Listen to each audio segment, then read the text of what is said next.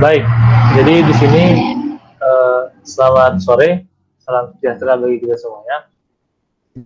Dari kelompok 4 yang beranggotakan Eka Dwi Ambarwati dengan NIM C341-90017. Kemudian ada Sarah Amira Sondita dengan NIM C341-90055.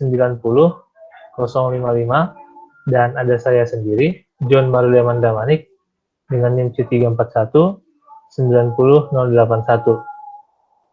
Di sini kami akan mempresentasikan mengenai topik kelima mata kuliah pengangkat manajemen dengan topik kuliah yaitu dasar-dasar perencanaan dan manajemen strategi. Nah, kemudian apa dan mengapa perencanaan dilakukan? Bisa di next. Nah, apa itu perencanaan? Perencanaan itu terbagi dua dalam manajemen. Yang pertama itu aktivitas manajerial utama. Nah, aktivitas manajerial utama ini meliputi yang pertama yaitu penentuan tujuan organisasi, kemudian penetapan strategi keseluruhan untuk mencapai tujuan tersebut, kemudian ada penyusunan rencana kegiatan kerja organisasi, kemudian perencanaan formal. Nah, perencanaan formal ini merupakan sasaran khusus yang mencakup periode waktu tertentu. Nah, setelah itu ditulis dan dibagikan pada anggota organisasi. Kemudian, perencanaan dan kinerja.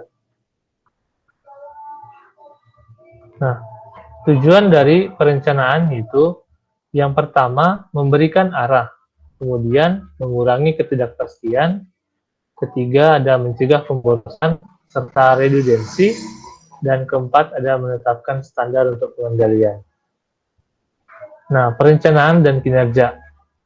Hubungan antara perencanaan dan kinerja ini ada terbagi 4. Yang pertama itu perencanaan formal. Nah, perencanaan formal ini berhubungan dengan tingginya keuntungan dan return on asset, kemudian hasil keuangan yang positif. Hubungan yang kedua yaitu kualitas perencanaan serta implementasi mempengaruhi kinerja. Kemudian yang ketiga, lingkungan eksternal dapat mengurangi dampak perencanaan terhadap kinerja. Hubungan yang keempat yaitu perencanaan formal harus digunakan selama beberapa tahun sebelum perencanaan mulai mempengaruhi kinerja. Bisa di next. Nah, kemudian bagaimana manajer membuat perencanaan? Nah, elemen perencanaan itu ada terbagi dua, yaitu tujuan serta perencanaan. Nah, yang pertama yaitu tujuan. Tujuan ini merupakan hasil yang diinginkan oleh setiap individu, kelompok, maupun keseluruhan organisasi. Tujuan ini juga memberikan arahan serta evaluasi kriteria kinerja. Kemudian elemen perencanaan yang kedua yaitu perencanaan. Nah, perencanaan ini merupakan dokumen yang menguraikan bagaimana tujuan harus dicapai, kemudian menjelaskan bagaimana sumber daya dialokasikan dan jadwal kegiatan ditetapkan. Tipe-tipe tujuan itu terbagi 3. Yang pertama itu tujuan finansial. Nah, tujuan ini terkait dengan kinerja keuangan. Kemudian ada tujuan strategis. Nah, tujuan strategis ini terkait dengan kinerja perusahaan relatif terhadap faktor di lingkungan eksternalnya. Kemudian ada state goal versus real goal. Nah, pernyataan ini resmi dari organisasi dan merupakan konsumsi publik. Kemudian bisa dilanjutkan. Nah, pendekatan tradisional dalam penetapan tujuan. Nah, yang pertama itu tujuan manajemen puncak.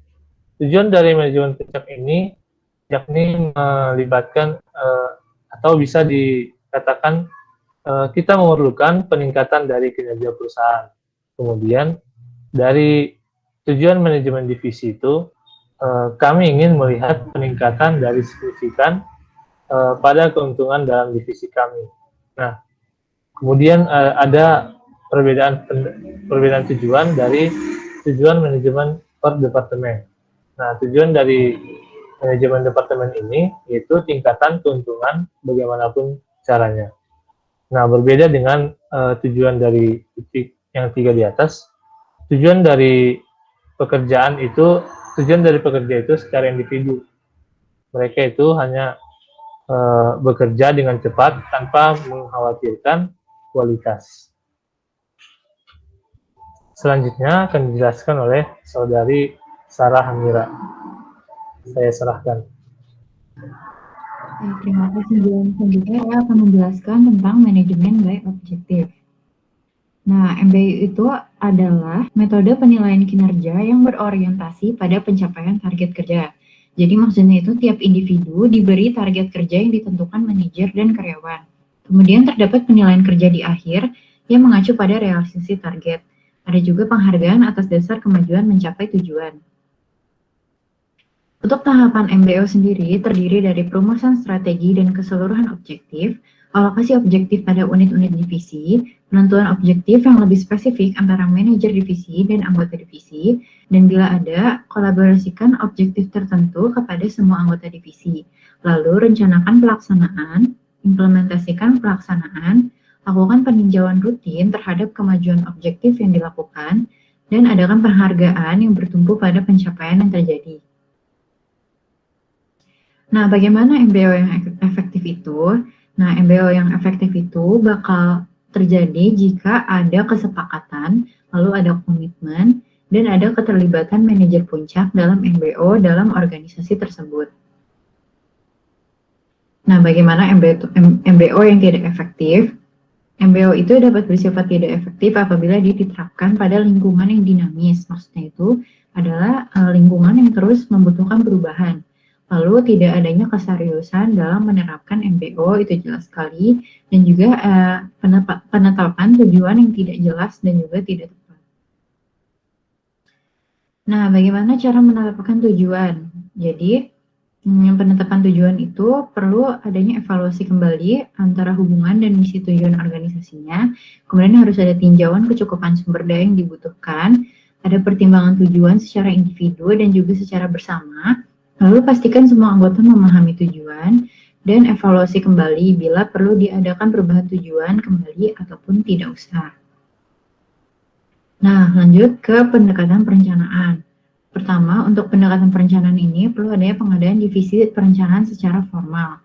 Nah, untuk ini manajer itu bertanggung jawab secara fungsional dalam perencanaan. Manajer juga dapat memiliki spesialis yang dapat membantu menulis rencana strategi. Kemudian perlu adanya pelibatan seluruh anggota organisasi dalam proses perencanaan, koordinasi antar anggota tiap unit dalam seluruh organisasi. Jadi perlu ada tanggung jawab dari manajer dan juga koordinasi dari anggota-anggota. Nah, berikut ada pengembangan perencanaan. Jadi ada beberapa kategori, ada tingkatan manajer itu untuk yang tingkat yang lebih tinggi perlu ada perencanaan yang strategik. Sementara untuk tingkat bawah perlu ada perencanaan operasional.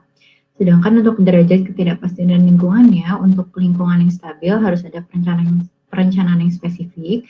Untuk lingkungan yang dinamis perlu adanya perencanaan spesifik yang fleksibel. Lalu untuk panjang komitmen di masa depan. Nah, untuk panjang komitmennya sendiri itu dibutuhkan perencanaan yang jangka panjang sehingga komitmen dari perusahaan ini dapat terpenuhi. Lanjutkan ke strategi manajemen. Nah, manajemen strategi itu apa? Jadi kalau menurut para ahli, ini bisa dibaca di sini ya.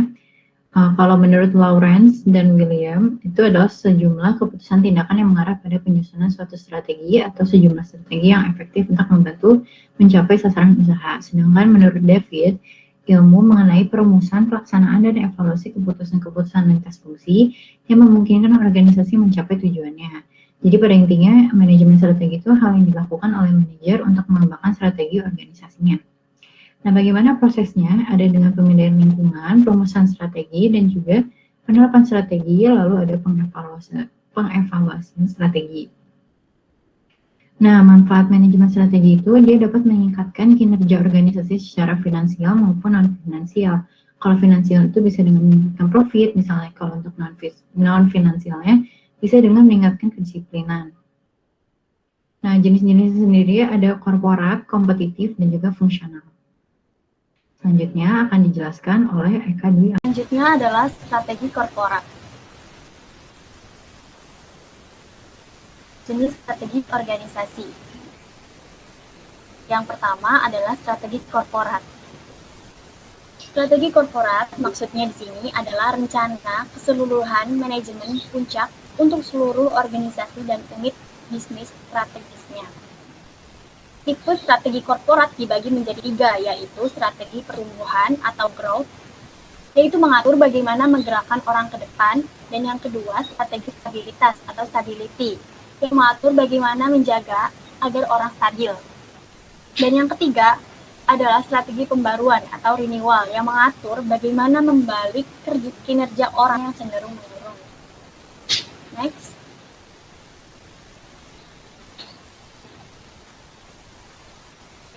Analisis portofolio perusahaan. Maksudnya adalah di sini proses yang digunakan manajemen dalam mengevaluasi produk dan bisnis yang membentuk perusahaan. Manajer dapat mengelola portofolio perusahaan dengan menggunakan BCG Matrix, rencana keseluruhan manajemen puncak untuk seluruh organisasi dan unit bisnis strateginya. Dibagi menjadi 4. Yang pertama, bintang. Bintang di sini pertumbuhan tinggi, market share tinggi.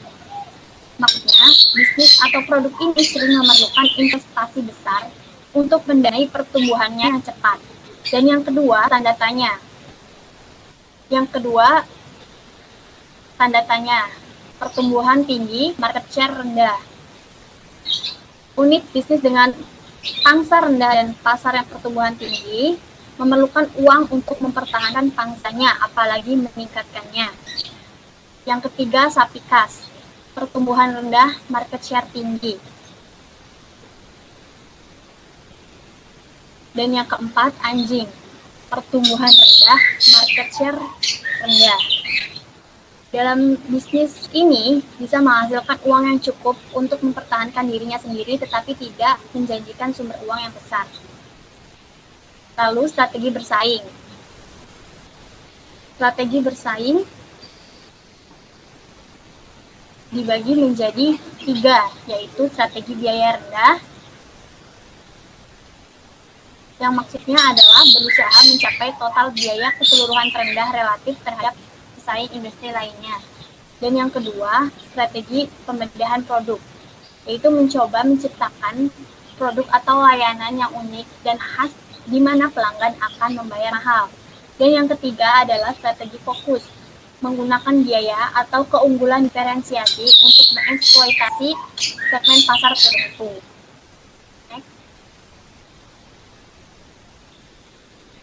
Strategi inovasi.